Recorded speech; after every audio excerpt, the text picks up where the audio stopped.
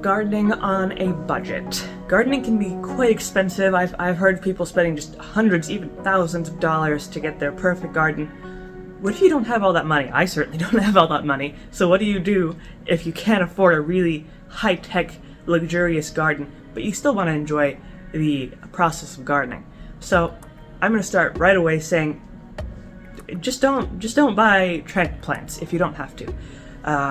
It seems cheap, like one transplant, maybe $2, $3, but that piles up. If you're gonna really fill up a big garden, that really piles up that money.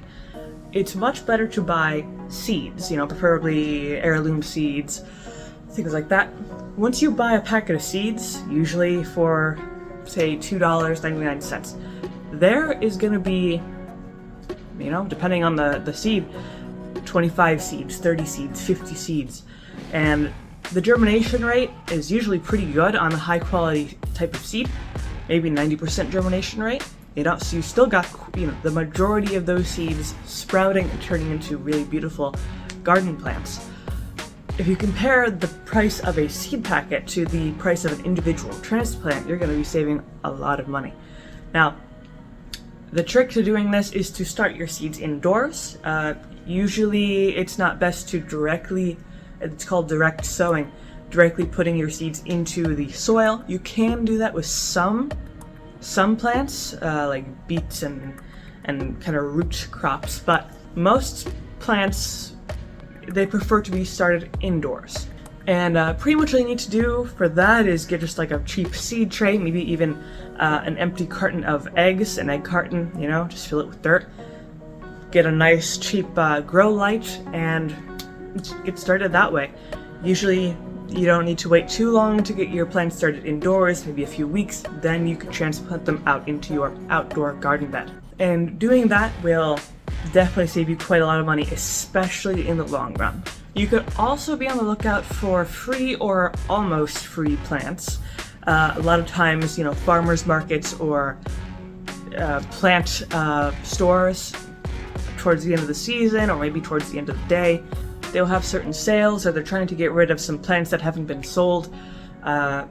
You could usually get pretty good deals and sometimes even get some free plants if you just keep your eye out for that sort of opportunity. Now, saving seeds is also a really good idea. Say you already have grown a crop of something, and all plants, and most plants, will produce a seed of some sort after, once they're towards the end of their lives. Collecting those seeds and using them next season is completely free. You don't have to, once you have the beginning of the cycle, you could just keep reusing the seeds that your plants produce. So you won't have to buy any more of that type of plant or seeds for that type of plant. Now, another tip that I cannot stress enough is make sure you buy high quality seeds.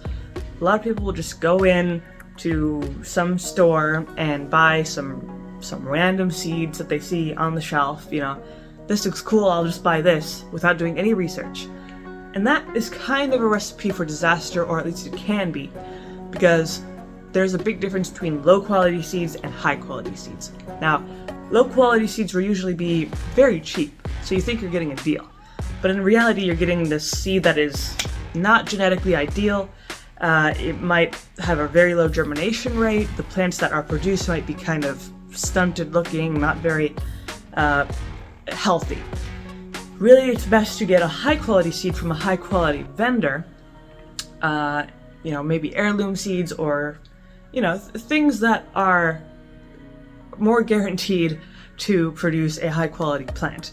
Because that way you're not really wasting any money, you're really investing fully into a plant that is going to produce well for you. Now, what about gardening supplies? Your shovel, your trowel, your rake, things like that.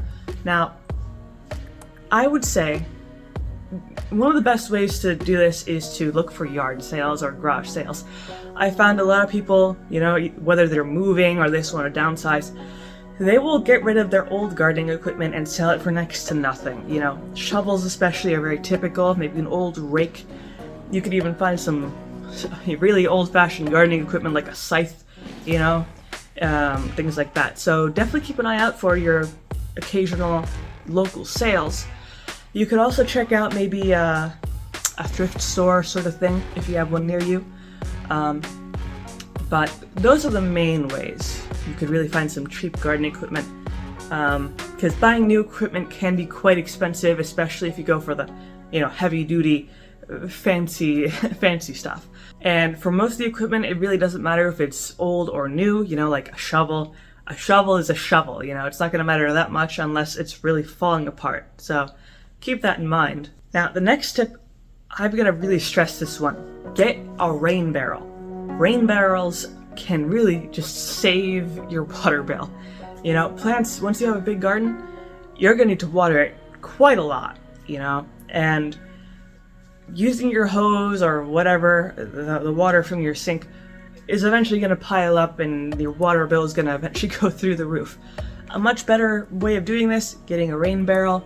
You collect the natural rain over time, and you can just use that to water your plants pretty much for free. Of course, you got to buy the rain barrel, but that's a pretty small investment compared to, especially over time, compared to the price of your water bill. So that's a pretty good option there. There are, of course, different sizes. Just make sure you get a large enough size to effectively water your plants. You could also practice propagation. Not all plants can be propagated, but some can definitely be propagated in an effective way. So you have to do a little bit of research. Like if you're trying to grow succulents, they propagate very easily. I've done it many times in the past. They kind of just grow like weeds. So just do a little bit of research about what's good to propagate and what's not. And that's another free way of getting kind of a continuous supply of plants. But those are pretty much my main tips of learning how to garden on a budget. Budget gardening is a really great way to enjoy the hobby of gardening without having to spend a lot of money. Or if you just want to, if you're new to gardening and you just want to get started without, a huge investment, these are also good tips for that. So if you found this video helpful, leave a like, maybe subscribe, and I make a few videos throughout the week, so don't miss those.